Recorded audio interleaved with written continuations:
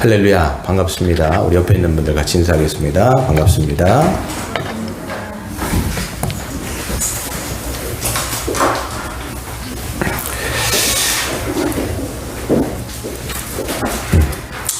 네, 오늘 이제 신명기 말씀 같이 보겠습니다.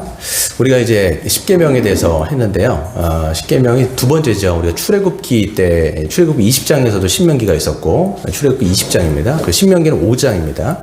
네, 이제 두 번째인데요. 제가 과거에 했던 설교들을 좀 봤습니다. 근데 좀 약간 또 여러 가지 너무 많은 내용들을 담고 있어서 이번에 할 때는 조금 1계명부터 4계명까지는 좀 핵심되어지는 거예요. 여러분들이 좀 잘 기억할 수 있도록 좀 설교를 하도록 하겠습니다. 우리 1계명 뭐였죠? 나 외에는 다른 신을 섬기지 말아라 이렇게 말씀하신 것도 이렇게 말씀하셨는데요. 바로 이제 예배하는 대상에 대해서 우리가 섬기는 대상이 누구신지를 말씀하시는 게 바로 1계명이었어요. 오직 하나님 외에는 다른 신들은 사실 없지요. 그렇기 때문에 우리가 섬겨야 되는 예배하는 대상은 오직 유일한 한 분이다 라는 것들을 1계명에서 말씀하십니다.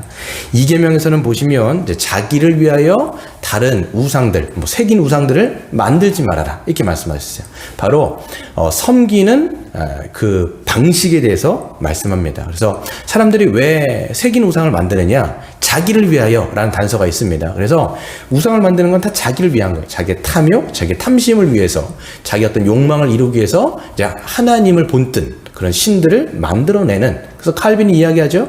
인간은 우상을 만드는 제조기다 라고 이야기할 정도로 우리는 수많은 우상들을 만들어가고 있어요. 과거에도 그랬고 현재에도 그렇고 미래도 그럴 겁니다. 왜?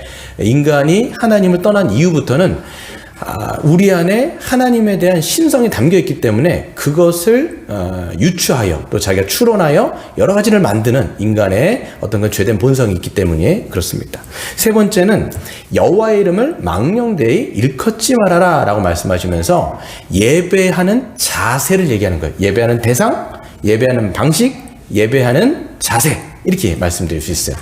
그래서 여호와 이름을 이제 망령되이 일컫지 마라 이렇게 말씀드리면 이제 어떤 사람들이 얘기할 수 있어요. 참 쉬운 계명이다. 다른 계명들보다도 참 가장 어떻게 보면 순종할 수 있는, 지킬 수 있는 계명이 아닌가라는 생각을 하실 수 있어요. 왜?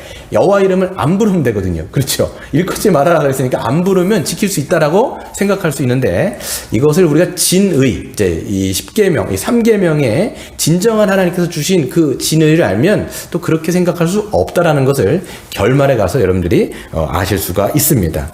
그래서 이 3계명 한번 시작해 보도록 하겠습니다. 이제 초반에 말씀할 때 여호와의 이름을 이렇게 돼 있죠. 여호와의 이름. 여러분 사실 하나님은 이름은 없으세요. 하나님의 이름은 없어요. 왜냐하면 하나님은 영이시고 영이라고 하는 것은 무한하시다는 말이에요. 근데 이름이라는 것을 규정하는 순간 그것을 무한을 유한에다가 담아버리는 거예요. 그렇기 때문에 저 방길사아니다. 그럼 그 사람의 존재를 얘기한단 말이에요. 이름이. 그러니까 방길사아니라는 존재는 유한하기 때문에 이름이 있는 거예요. 여러분도 다 유한하기 때문에. 이거를 컵이라고 얘기한 것 자체가 이건 유한하기 때문에 이름을 만들 수 있는 거죠. 근데 하나님은 그분이 너무나 무한하시기 때문에 이름 자체가 사실 없어요. 근데 하나님은 우리가 부를 수 있도록 하나님께서 계시하신 그런 속성들이 있다라는 거죠. 출애굽기 3장 14절에 보시면 뭐라고 되어 있어요? 모세가 당신 누구십니까? 이렇게 했을 때 나는 스스로 있는 자다. 여러분 그 이름 아니에요. 뭐냐면 그냥 하나님에 대한 스스로 있는 자다라고 하는 것은 하나님의 속성에 대해서 계시하신 거예요. 여러분이 알고 있는 여호와 이레 이게 뭐예요? 하나님이 준비하신다는 뜻이죠. 여호와 라파 하나님은 치료하시는 분이다. 이게 하나님의 이름이 아니라 하나님이 어떤 분이신지를 드러내는 계신 거예요. 그래서 여러분 보시면 이것을 우리가 이제 여호와의 이름이다 그냥 생각하시면 되는데 하나님은 아주 참 존귀하신 분이세요. 너무나 우리가 경외해야 되는 분이에요. 그렇기 때문에 여호와의 이름을 그렇기 때문에 함부로 부를 수가 없어요. 여러분이 자녀된 입장으로 여러분의 부모님의 이름을 부를 때 여러분의 부모님의 이름 어떻게 부르세요? 그냥 막 부르지 않죠? 그렇죠? 어떻게 부릅니까? 한자 부른단 말이에요. 우리 아버지의 이름은 방자, 뭐자, 무슨 자 이렇게 이야기할 때 참 예의가 있구나 라고 생각한단 말이에요. 그렇지 않고 막 부를 때 이 사람은 참 예의가 없구나, 무례하구나, 참 못 배웠구나 이런 말을 듣는단 말이에요. 왜 그러냐면 자기 아버지에 대한 뭐가 있는 거예요? 존경심 있는 거죠. 그쵸? 부모님에 대한 존중심이 있기 때문에 그렇게 부모님의 이름을 존중해서 부르는 거죠. 하물며 여러분, 하나님의 이름은 어떻겠습니까? 이름은 없지만 하나님이 이렇게 말씀하신 여호와, 이런 하나님의 이름을 부를 때 얼마나 우리가 경외심을 가지고 불러야겠냐라고 우리가 말씀드리는 거죠. 그래서 하나님의 이름을 부르는 것은, 함부로 부르는 것은 죄가 됩니다. 그럼 11절에 그래서 보시면, 내 하나님 여호와 이름을 망령되이 일컫지 말아라. 나 여호와는 내 이름을 망령되이 일컫는 자를 죄 없는 줄로 인정하지 않겠다. 그렇죠? 그러니까 죄가 있다는 얘기예요. 함부로 부르면. 그렇게 말씀을 하는 거죠. 즉 여러분, 이제 하나님의 이름을, 우리가 하나님을 존중하기 때문에 그 이름도 우리가 함부로 부르지 않는 거죠. 그러니까 하나님의 이름을 어떻게 대하느냐에 따라서 하나님도 어떻게 대하는지를 알 수 있어요. 하나님의 이름을 그냥 함부로 대하는 사람은 하나님도 함부로 대하는 거예요. 그렇죠? 하나님의 이름을 존중하는 사람은 그분을 존중한다라고 우리는 생각할 수가 있습니다. 여러분, 그래서 유대인들을 보시면 유대인들이요, 하나님에 대한 경외심이 굉장했습니다. 그래서 보시면 그분의 이름을 사실 입에 담는 것조차도 이 사람들이 좀 피한 사람들입니다. 두려워했어요. 그래서 서기관들 같은 경우, 여러분 이제 신약 성경에 서기관 나오잖아요. 구약서도 있었던 사람인데, 서기관이 뭐 하는 사람이냐면 성경을 필사하는 사람을 서기관이다라고 얘기합니다. 바리새인 서기관 있죠? 그러니까 이 사람들이 필사를 하는 거예요. 성경 자체를. 근데 필사하다가 여호와라는 이름이 나오잖아요. 그럼 이 사람들이요, 어떻게 하냐면 그 붓을 딱 내려놓고 붓을 빱니다. 붓을 빨고 목욕을 재기해요. 그리고 또 다시 필사를 해요. 근데 또 다시 여호와라는 이름이 나오면 또 똑같이 그런 방식으로 반복을 했던 사람들이에요. 그러니까 이 여호와에 대한 이름에 대해서 얼마나 경외감을 갖고 있는지를 우리가 알 수 있죠. 그래서 이 신약 성경에서도 보시면 공간복음, 마태복음, 마가복음, 누가복음 이렇게 있지 않습니까? 누가복음이라든지 마가복음에는 하나님 나라 이렇게 번역이 돼 있어요. 유대인들도 그렇게 썼고요. 하나님 나라. 근데 유일하게 마태복음에는 하나님 나라라고 안 써 있어요. 뭐라고 되냐면 하늘나라. 개역개정에는 뭐라고 되냐면 그래서 천국이라고 번역되어 있는 거예요. 왜 그러냐면 누가복음, 마가복음은 유태인 대상으로 쓴 성경책이 아닙니다. 오직 마태복음만 유태인을 대상으로 쓴 거예요. 그러니까 이 사람들의 이 정서를 위해서 하나님이란 말을 빼고 하늘나라 이렇게 번역을 한 거예요. 이 사람들이. 그럴 정도로 유대인들은 여호와의 이름에 대해서 굉장히 큰 경외감을 가졌다라고 우리는 이야기할 수 있습니다.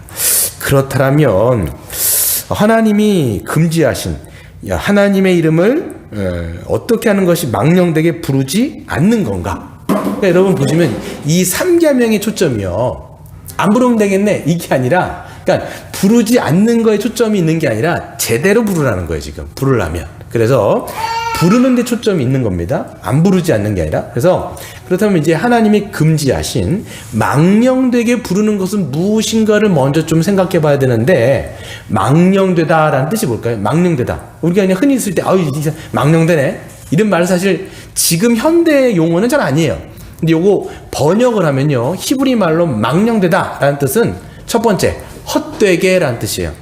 때로는 공허하게, 때로는 불경하게, 때로는 부주의하게, 이런 뜻이 다 돼요. 하나님의 이름을 공허하게, 부주의하게, 헛되게 이렇게 부르는 게 다 망령되게 부르는 범주 안에 들어갔다라고 여러분들이 이해하시면 됩니다.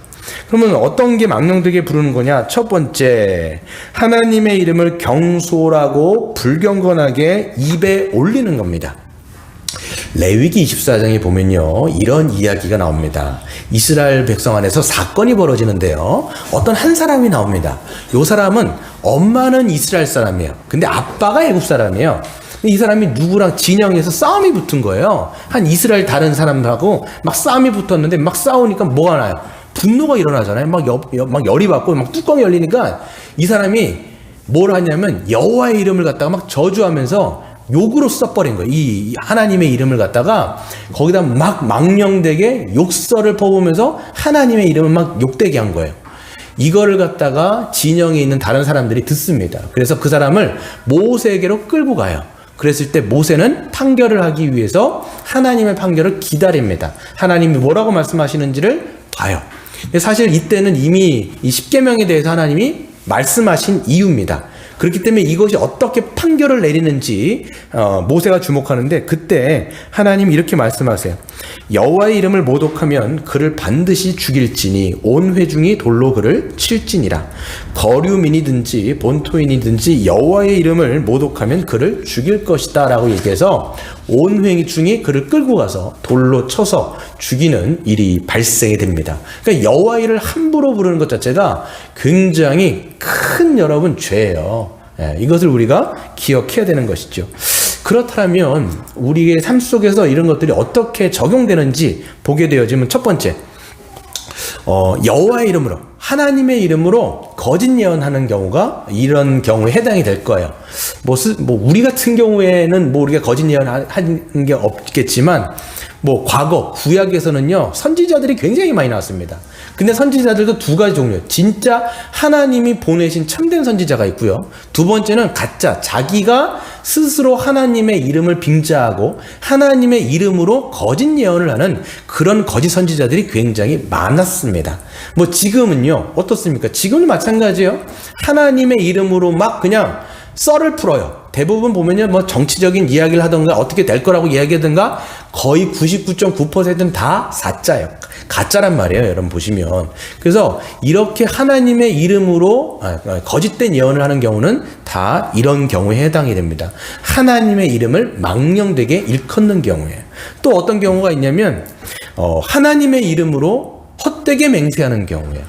과거 이스라엘 백성들은요 하나님의 이름으로 맹세를 했어요. 그래서 왜 여러분 맹세하죠?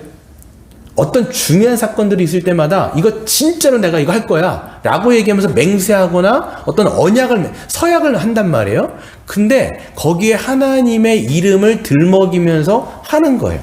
근데 여러분, 맹세라고 얘기하는 것은요 하나님의 이름을 도용했다라고 얘기하는 것은 뭐냐면 그 자리에 누구를 초대한 거예요? 하나님을 증인으로 세운 거예요. 누가 증인이냐면 하나님이 증인 되신다는 얘기예요. 그러니까 이 맹세를 할 때는 어떻게 맹세를 해야 돼요? 서약을 할 때는 어떻게 서약해야 돼요? 자기가 신중에 신중을 기하지 않으면 하지 말아야 되죠. 왜? 자기가 지키지도 못할 것을 함부로 그냥 입에 올릴 때 하나님의 이름까지 들먹이는 거니까 하나님의 이름으로 할 때, 그러니까 우리가 예수님께서 맹세하지 말아라 말씀하신 게 맹세 자체를 하지 말으라는 게 아니라 너희들이 어떤 말을 하거나 약속을 할 때는 신중에 신중을 기하고 약속을 했다라면 반드시 어떻게 하라는 거예요? 지키라는 거예요. 그게 신약을 살아가는 성도의 마땅한 바라는 거죠. 여러분, 우리도요 서약을 하죠. 결혼할 때도 서약하고요. 또 언제도 서약합니까? 교회 안에서 정회원 서약합니다. 우리가 양육회원 서약하는 거예요. 다 서약하는 건데, 서약할 때 그때 증인으로 어떻게 합니까? 많은 지체들 앞과 다른 지체들 앞과 하나님 앞에 우리가 서약을 한 거예요. 그러니까 여러분들이 정회원을 서약하면서 들어올 때 여러분들 서약문들 하나하나 다 있잖아요. 그걸 여러분들이 서약하기 전에 제가 다 종이로 만들어서 그걸 하나하나 읽고 여러분도 거기에 동의한다라는 그 이야기, 아멘 한 다음에 우리가 서약을 한 거예요. 그러면 거기에 증인이 누가 되시느냐? 바로 여호와께서 증인 되시는 거예요. 그렇다면 우리가 했던 이 모든 정회원에 대한 서약들을 우리가 어떻게 해야 돼요? 잘 지키려고 우리가 애를 쓰는 것이 신자의 합당한 모습이에요. 만약에 그냥 해놓고 정회원이 하면 되는 거지 해놓고 지키지도 않은 약속을 했다. 그건 여러분 아주 그 책임이 우리에게 사실 있습니다. 그래서 내가 함부로 그걸 해놓고 지키지도 않을 것을 그냥 정회원 하면 되는 거지 이렇게 하는 것은요 안 하느니만 못하다는 것들을 우리가 인식하는 것이 굉장히 중요해요. 또 그 다음에 뭐냐면 우리가 공허하게 하나님의 이름을 부를 때는 뭐냐면 우리가 언제가 있을까요? 주님 영어에서는 보면요 Jesus Christ 이런 이야기를 영화 대사 같은 데 보잖아요. 미국 사람들 실제로 쓴단 말이에요. 그게 하나님을 경외함으로 부르는 말들이 아니에요. 왜 그런 말을 쓰냐면 이 사람들이 감탄사 같은 거거든요. 깜짝 놀랐을 때 오 마이 갓 이라든지 뭐 Jesus Christ 이런 말을 쓰는 게 다 감탄사라기보다는 약간 욕에 가깝다라는 거예요. 그래서 미국인들, 특별히 경건한 미국인들은 이런 말들을 쓰지 않기 위해서 오마이 갓을 바꿔요. 어떤 사람은 오마이 갓이라고 하는 말로 바꾸거나 아니면 오마이 굿니스 이렇게 바꾸는데, 진짜 경건한 사람들은 사실 그런 말들을 더 입에 올리지 않으려고 굉장히 주의를 기울인다라고 제가 책에서 봤어요. 그러니까 우리 같은 경우, 우리가 뭐 영어를 쓰는 것도 아니니까 우리 모국에는 뭐가 있을까요? 우리가 좀 주여 이렇게 부를 때 그냥 우리가 정말 주님을 우리 부를 때도 있죠. 힘든 일이 있거나 또 마음 아픈 일이 있을 때 주님 이렇게 부를 때 우리 성도님들 보시면 주여 이렇게 할 때가 있어요. 근데 그게 아니라 그냥 습관적으로 이게 아까 그 영어에서 나오는 것처럼 그냥 주여를 갖다 공허하게 부르는 거 있잖아요. 뭐 아무것도 아닌데 그냥 주여 부른다거나 이런 것들은 우리가 조금 말에 있어서 인식을 좀 하거나 아니면 좀 자기가 좀 내가 왜 이런 말을 쓰는지, 또 특별히 여러분들 기도할 때 제가 보면 습관적으로 중간중간에 주여라는 말이 그냥 무의식적으로 나와요. 이런 게. 근데 사실 그것보다는 자기 좀 인식하면 돼요. 이게 약간 헛되게 부를 수 있어요. 중언부언할 수 있습니다. 그래서 특별히 여러분 이 대표 기도 같은 걸 하실 때는 써오셔요. 대부분 여러분 쓰는 게 정석입니다. 그래서 여기에서는 정확하게 자기가 일주일 동안 이것을 자기가 묵상하면서 써서 중언부언하지 않도록, 그래서 이 주여라는 말들이 그냥 막 튀어나오지 않도록 여러분들이 좀 각별히 주의하는 것이 하나님의 이름을 공허하게 부르지 않는 거예요. 여러분 이거 기억하셔야 돼요. 그래서 뭐 윷놀이 할 때 보면요 할렐루야 막 이렇게 막 튀어나오는데 이게 뭐 주술적인, 왜 이걸 하죠? 할렐루야 하면서 얘기하면 윷이 더 잘 나오나요? 뭐가 더 잘 나오나요? 그게 아니란 말이에요. 그러니까 이런 것도 신자들은 좀 각별히 주의하셔야 돼요. 제가 아는 한 목사님 직접 아는 건 아니지만 할렐루야, 놀렐루야, 신랄루야 막 이런 말을 해요. 근데 이게 사람들이 어떤 이거를 끄는 건데 사실 그런 말도 좀 주의하는 것이 좋겠다라는 생각을 합니다. 그래서 우리가 쓰는 말들이 공허하게 하나님의 이름을 부르는 것은 무엇이는지 여러분의 삶 속에서 좀 잘 살펴보시는 게 중요하겠죠. 두 번째. 근데 여러분 이제 하나님과의 관계에도 있지만 다른 사람들을 향해서 저주나 혹은 욕을 쏟아내는 것. 여러분 이것도 여러분 하나님의 이름을 망령되게 일컫는 거예요. 왜 그러냐면 성도는요, 우리는 예수의 이름으로 사는 사람이에요. 그러니까 예수의 이름으로 말을 하고 예수의 이름으로 행동하는 사람들이란 말이에요. 그러니까 여러분 우리의 입술은 누구 거예요? 예수님 거예요. 우리가 그리스도인이라고 얘기할 땐 그리스도인은 누구냐면 그리스도께 속했다는 얘기거든요. 그러니까 성도는 그리스도께 속한 사람이에요. 그러니까 내가 말을 하는 것도 내가 지금 말을 하는 건데 누구의 입술을 가지고 하는 거냐면 예수님의 입술을 가지고 하는 거예요.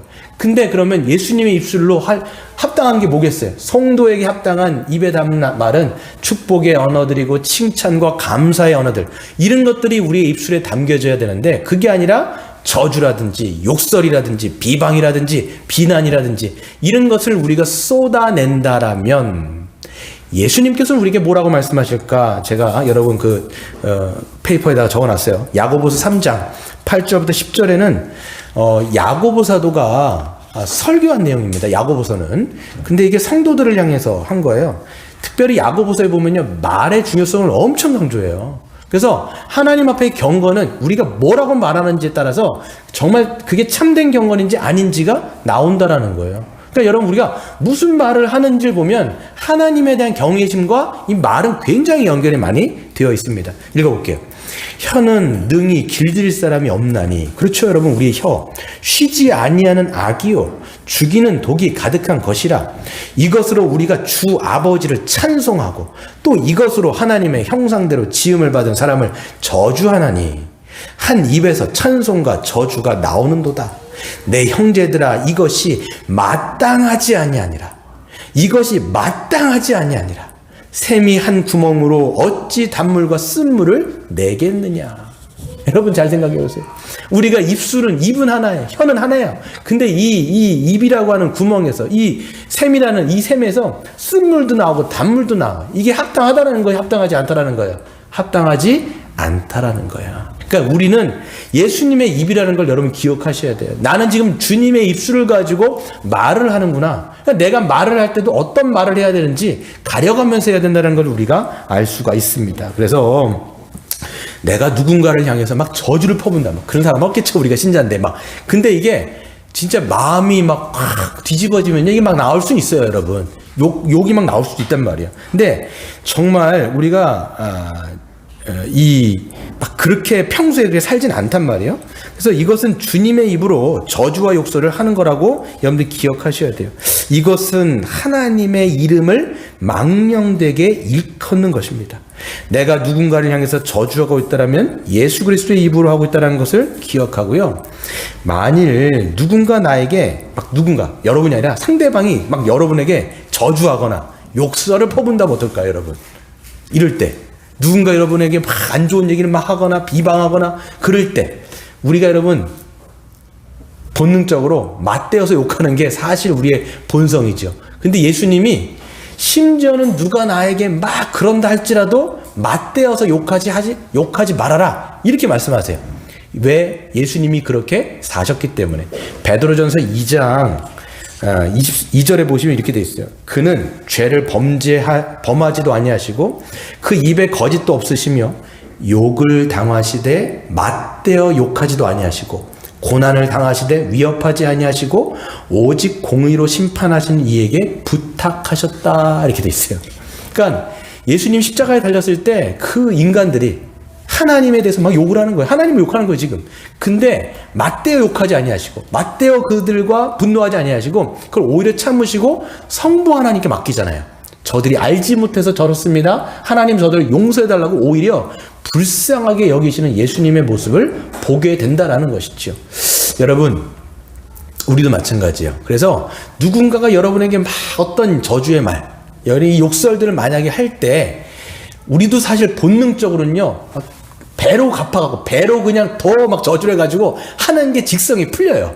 그렇지 않습니까? 누가 막 하는데 막 가만히 바보같이 막 이렇게 하는 것보다 차라리 더 세게 나가지고 막 저주를 더 하거나 그러면 직성이 풀리죠. 근데 여기서부터 신앙이에요. 신앙은 머리로 하는 게 아니라 이럴 때 작동하는 게 신앙이라고요. 누군가 전 막 한데 자기는 가만히 있는 거예요. 제가 이제 교회에서 집으로 가다가 자전거 타고 집에 가는데 목동 사거리인지 오거리인지 제가 기억이 잘 안 나요. 힘찬 병원 앞인 것 같아요. 거기서 어떤 사람이 있는데 버스가 막 지나다니까 굉장히 시끄러웠어요. 근데 저 맞은편에 이제 도로 맞은편에 횡단보도에서 여자 두 분이 막 하는데 한 명은 이쪽으로 가고 있고 한 명은 그 등에다 대고 막 뭐라고 퍼붓는 거예요. 소리는 잘 안 들리는데 막 욕을 막 퍼붓는 거예요. 막 퍼붓는 거예요. 그럼 이 사람들 맞대어서 그래야 되는데 이분이 무슨 일인지 저는 잘 모르겠어요. 근데 그냥 자기 방향으로 무시하고 가더라고요. 계속 무시하고. 그러니까 이 여자가 더 막 뚜껑이 열려가지고 막 쏟아붓는 거예요. 그냥. 근데 이 여자는 그냥 자기의 길을 가다 보니까 나중에 이 사람이 제풀에 꺾였는지 또 뒤돌아와서 자기의 길로 가면서 자기의 분에 못 이겨가고 막 열을 받는 거예요. 그러면서 야, 저 사람이 고수구나. 내가 생각했어요. 저 사람이 고수다. 정말. 이 사람은 막 하도 이 사람 끝도 없는 거예요. 네. 무슨 일인지는 모르겠지만 하여튼 이 사람이 참 고수처럼 보였습니다. 저는. 우리도 마찬가지죠. 누군가 막 했을 때 본성적으로 막 하고 싶지만 이게 여러분 그럴 때 맞대어 대응하지 않는 게 실질적으로 그리스도 안에서 고수예요. 이게 신앙이고요. 그리고 여러분 누군가 아무리 여러분 저주의 말을 퍼붓는다 할지라도 정말 이것이 하나님 앞에 옳다. 내가 옳으면 아무런 죄가 없다 그러면 이 저주는 그 사람에게로 돌아가게 돼 있어요. 이게 여러분 성경에 나옵니다. 실질적으로 보면요. 다윗이 아들 압살롬이 이제 아빠의 그 뒤통수 치잖아요. 막 쫓아온단 말이에요. 그러니까 이때 예루살렘을 버리고 피난길로 올라갑니다. 다윗이 막 이제 그 신하들 몇 명 데리고 장수들을 데리고 이제 여길 예루살렘에서 도망가는 거예요. 아들 때문에. 근데 거기 누가 나오냐면 시므이라는 사람이 베냐민 사람인데 막 다윗에 대해서 욕을 하는 거예요. 이 피 흘린 사람, 이 저주받을 놈 막 이러면서 돌을 막 던지면서 막 다윗을 저주해요. 이 사람 베냐민 사람이거든요. 베냐민은 사울파였던 사람이에요. 그러니까 숨죽이고 있다가 다윗이 도망간 것을 보니까 얼마나 열이 받아요. 그동안 하지 못했던 것을 왕에게 막 퍼붓는 거예요. 그랬더니 다윗 옆에 누가 있었냐면 장수들이 있었어요. 그 장수들이 뭐라고 얘기했냐면 다윗에게 얘기하는 거죠. 저 죽은 개 같은 자가 우리 왕한테 하는 걸 내가 참을 수가 없습니다. 가갖고 목을 딸까요? 딱 이런 얘기를 해요. 그때 다윗은 뭐라고 얘기했냐면 가만둬라. 하나님이 그냥 나에게 저주하라고 시킨 것 같다. 이렇게 얘기하면서 내 아들놈도 나를 지금 죽이려고 하는데 저 베냐민 같은 사람이 자기가 저주하는 게 뭐가 이상하냐? 이렇게 하면서 내비둬요. 그러면서 뭐라고 얘기냐면 하나님이 나의 원통함을 감찰하신다라면 이것을 하나님이 갚아주실 것이다 이렇게 얘기해요. 하나님이 갚아주실 거라고 얘기해요. 근데 실제로 어떻게 되는 줄 아세요? 하나님이 그를 감찰하셔서 그 저주했던 시므에게 그 저주가 돌아가게 하십니다. 그래서 나중에 여러분 열왕기 상을 읽어보면요, 그때 다윗이 죽을 때 나중에 이 시므이가 블랙리스트에 올라갑니다. 그리고 그 솔로몬의 손에서 결국은 죽게 되어져요. 이게 그 저주가 그의 머리로 돌아가는 거죠. 그러니까 여러분 우리가 막 열받는다고 저주를 퍼보면요, 사실 그거는요 자기에게 돌아가게 되어 있어요. 그러니까 사실 우리는 그리스도인의 신앙으로서 그리스도 안에서 이미 여러분 저주가 풀린 사람이에요. 그러니까 우리는 저주에서 풀렸기 때문에 축복의 언어가 나가는 거거든요. 이게 신자입니다. 여러분 누군가 자꾸만 저주를 한다, 거기에서 욕설이 나온다, 그건 그 사람이 저주 아래 있기 때문이에요. 실제적으로. 네. 그 사람이 저주 가운데 있기 때문에 그 저주의 언어가 계속 나가는 거예요. 자신 존재가 저주 가운데 있기 때문에 그게 나가는 거예요. 근데 여러분 그리스도 성도는 뭐냐? 그리스도 안에서 축복받은 자예요. 그리스도 안에서 저주가 다 끊어진 자라고요. 그렇다면 그 해방감을 아는 사람은 결국은 그것이 저주로 있다 할지라도 축복으로 돌아가게 됐어요. 그래서 사도 바울이 뭐라고 얘기하느냐? 너희를 핍박하는 자에게 똑같이 저주하지 말고 뭐라고 돼 있어요? 축복하라는 거예요. 그래서 우리 존재가 축복이기 때문에 여러분 이것을 믿으시길 바랍니다. 여러분 세 번째, 그래서 저속하고 또한 더러운 말을 사용하는 것도 마찬가지입니다. 여러분 저속하고 더러운 말, 성도는요 그리스도의 이름으로 사는 사람들이에요. 그렇기 때문에 거룩한 언어, 아름다운 언어를 사용하는 것들이 당연하죠. 근데 여러분 저속하고 더러운 말을 사용한다면 우리의 신분에 합당하지 않을 뿐만 아니라 이것조차 하나님의 이름을 망령되게 일컫는 거예요. 우리 에베소서 4장 29절 5장 4절 제가 실어놨죠. 한번 같이 읽어볼까요? 시작. 무릇 더러운 말은 너희 입 밖에도 내지 말고 듣는 자들에게 은혜를 끼치게 하라. 무추함과 어리석은 말이나 희롱의 말이 마땅하지 아니하니 오히려 감사하는 말을 하라 그랬어요. 더러운 말이라고 하는 것은 다른 타번역본이면 나쁜 말이에요. 게다가 누추함이란 말은 더러운 말, 이것도 어리석고 희롱의 말 자체는 쌍스러운 농담 같은 거예요. 뭐 음담 배설이라든지 뭐 성적인 용어라든지 어떤 더러운 말, 입 밖에 내기에 좀 이게 더러운 말들 있잖아요. 그냥 이게 여러분 이제 이 문화라고 하는 것은요, 이 정신이 담겨 있는데 이 시대 문화가 점점 사실 저급해지는 게 맞아요. 이 일반 우리의 문화, 그러니까 우리가 상투적인 이 일반 보편적인 문화는 점점 사실 저급해집니다. 그래서 말 자체가 쌍스러운 말들을 그냥 우리가 사실 이게 이 문화 자체에 담겨 있는 경우가 굉장히 많아요. 그래서 시중에 떠도는 말들을 보게 되어지면 그 정신, 이 시대가 갖고 있는 정신들을 많이 갖고 있단 말이에요. 그냥 말들을 보면 굉장히 어떤 저급한 말이라든지 더러운 말, 이런 것들이 이제 떠돌아다니는 거죠. 그러니까 이거에 우리도 문화에 속해다 보니까 우리도 알게 모르게 어떻게 돼요? 이게 말에 배는 경우가 있어요. 이런 것들을 우리가 생각해 보는 거죠. 그래서 여러분 보시면 말의 품격이라는 게 있습니다. 말의 품격 책도 있더라고요. 말의 품격. 이게 신앙의 책인지 그냥 책인지 정확히 잘 모르겠는데 말의 품격은요 결국 자기의 인격을 드러내요. 그렇지 않습니까? 여러분 말이라고 하는 것은요 표면적인 게 아니에요. 말은 어디서 나올까요? 마음에서 나와요. 마음에서 나와요.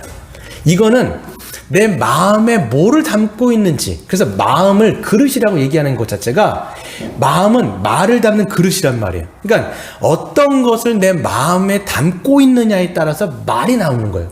여기에 아름다운 것들을 담고 있고 거룩한 것을 담고 있다면 말 자체도 그렇게 나옵니다. 근데 이 마음의 그릇에 다른 것들을 많이 담고 있으면 그게 말로 표현돼요. 그래서 여러분 예수님도 뭐라고 말씀하셨냐면 마태복음 12장 35절에 선한 사람은 그 쌓은 선에서 선한 것을 내고 악한 사람은 그 쌓은 악에서 악한 것을 내느니라. 내가 너희에게 이르노니 사람이 무슨 무익한 말을 하든지 심판날에 이에 대해서 심판을 받을 것이다. 이렇게 말씀하고 있는데 여러분 마음이 안 바뀌면요 절대로 선한 게 나올 수가 없어요. 그래서 거듭나야 된다라고 말씀드리는 거고, 그래서 성령으로 새로 태어나야 돼요. 성령으로 거듭나고 새로 태어나는 사람은 마음이 바뀐 사람이에요. 주님을 성전으로 모신 사람이거든요.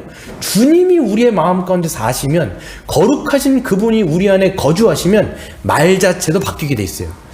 저도 보면요, 제가 예수님을 믿기 전에는 말을 굉장히 함부로 했어요. 네, 말을 굉장히, 지금은 제가 안 그랬지만, 욕이 뱉던 사람이 사실, 군대에서 욕을 굉장히 많이 했어요, 제가. 네, 이게 바뀌고 난 다음에는, 이게 말하는 게 좀 부끄러운 말들 있잖아요. 이게 말하려고 해도 부끄러운 거예요, 이게. 근데 지금도 제가 딱 생각해보면, 아직까지 습관은 남아있는 게 있어요. 어떤 새끼라든지, 우리 새끼 이게 아니라, 또 기분이 확 나빠지면 저 새끼 이런 말이 갑자기 불쑥 생각이 들어요. 생각 딱 해보면 저런 말씀 안 되겠다라는 생각 막 들면서도 갑자기 나올 때가 있단 말이에요. 그러니까 여러분 우리가 생각해보면 그런 말들 있잖아요. 말들 이게 마음이 바뀔 때 이게 언어가 바뀌어요. 그래서 여러분 말의 인격, 여러분 말의 품격이 어떻습니까? 여러분의 말의 품격이 그리스도의 인격을 드러내는지, 아니면 나의 말의 인격이 내가 좀 부끄러운지, 이걸 여러분들이 생각해 보셔야 되는 거죠. 그래서 여러분, 한 가지 더 해보면요.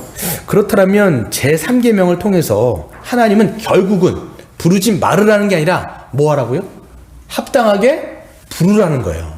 그렇다면 우리가 무엇을 알아야 되냐면, 어떻게 하면 하나님의 이름을 합당하게 부를까를 여러분들이 생각하시는 거죠. 첫 번째는 하나님의 이름을 합당하게 부른다라는 것, 뭐냐면 예수님의 이름으로 하나님을 아버지로 부르면서 올바르게 예배하는 거예요. 하나님은 우리에게 하나님의 이름을 알 수 있는 유일한 길을 주셨는데, 그게 누구예요? 예수 그리스도. 하나님은 오직 예수 그리스도를 통해서 하나님을 알게 하시고 하나님을 예배하게 하셨단 말이에요. 여러분 생각해 보시면요, 이슬람교도 그렇고 유대교도 그렇고요, 같이 여호와라고 얘기한단 말이에요. 하나님이라고 얘기한단 말이에요. 근데 그 사람들이 이슬람에서 부르는 뭐죠? 여호와, 이슬람에서 부르는 걸 뭐라 그러죠? 알라요? 알라. 그렇죠. 알라를 부르는데 저희 하나님하고 다르잖아요. 그 사람들이 이를 부를 때 그게 그렇다면 3계명을 지키는 거냐? 아니라는 거예요. 오직 하나님은 유일한 예수 그리스도를 통해서 우리로 하여금 하나님의 이름을 알게 하시고 하나님을 예배하게 하셨단 말이에요. 그러니까 우리는 누구의 이름으로 나가는 거예요? 예수님의 이름으로 하나님을 알고 하나님을 바르게 예배할 때 어떤 계명을 지키는 거냐면 3계명을 여러분이 지키는 거예요. 그러니까 여러분 중요한 게 뭐냐면 예배예요. 이 공예배가 그래서 굉장히 중요하다라고 말씀을 드립니다.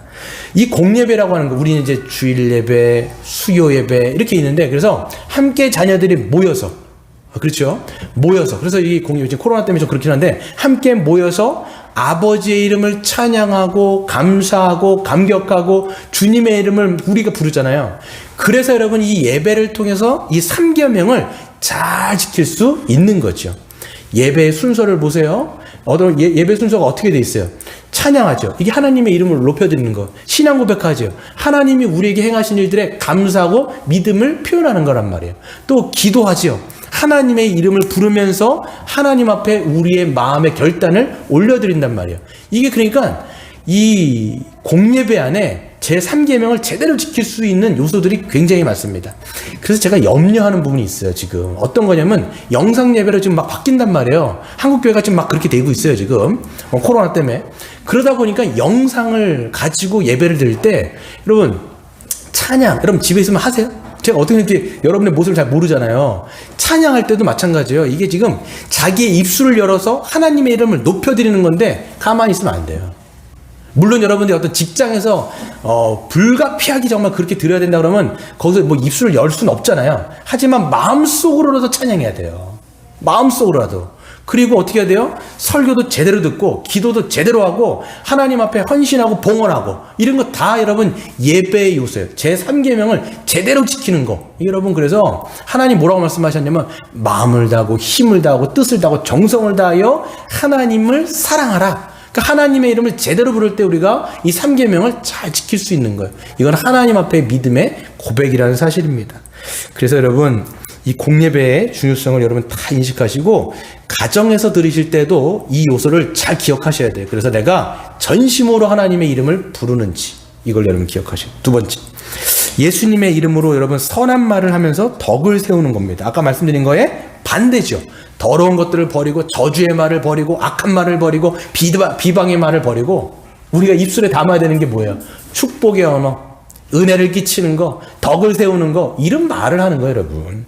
그래서 여러분, 우리가 예수님의 입술을 가지고 산다고 말씀드렸잖아요. 그래서 너희 입 밖에서 내지 말고 오직 덕을 세우는데 소용되는 대로 무슨 말을 하래요? 선한 말. 여러분, 선한 말이 뭘까요? 여러분, 선한 말이 뭐예요? 선한 말. 네. 이 선한 말을 하여서 여러분의 그 말을 듣는 사람들로 하여금 뭐를 끼치라? 은혜를 끼치라는 거예요. 그럼 여러분, 하는 말을 가지고 여러분, 내가 공동체 안에 여러분 말을 한다는 거는 누군가와 상달을 하는 거예요. 지금 관계를 맺는다는 말이에요. 교회 안에서 관계를 맺든 가정 안에서 관계를 맺든 여러분 직장 안에서 관계를 맺든 우린 말을 한단 말이에요. 말을 통해서 관계를 맺는 거예요. 그래서 여러분, 저는 참 그 속담도 다 이게 교훈이에요. 그럼 말이 천냥빚을 감다 얘기하죠. 아다라고 어다라고 얘기하잖아요. 그러니까 말을 어떻게 하냐에 따라서 그 관계를 잘 맺는 사람이 있고, 말을 못해갖고 점수 다 깎아먹는 사람이 있어요, 보면. 그러니까 모든 걸 잘해도 말 하나 잘못해갖고 막 우중충 다 까먹는다니까, 여러분. 말이 얼마나 여러분 중요한지 모르겠어요. 그래서 내가 하는 말이 다른 사람을 세우느냐, 내가 지금 말을 통해서 이 공동체를 살리느냐, 말을 통해서 다른 사람들을 잘 위로하고 격려하느냐. 그래서 말은요, 두 가지가 있어요. 하나는 살리는 말이 있고요, 죽이는 말이 있습니다. 이거를 활언이라고 얘기하고 살언이라고 얘기하는 거예요. 살리는 말. 여러분, 우리가 복음을 들었어요.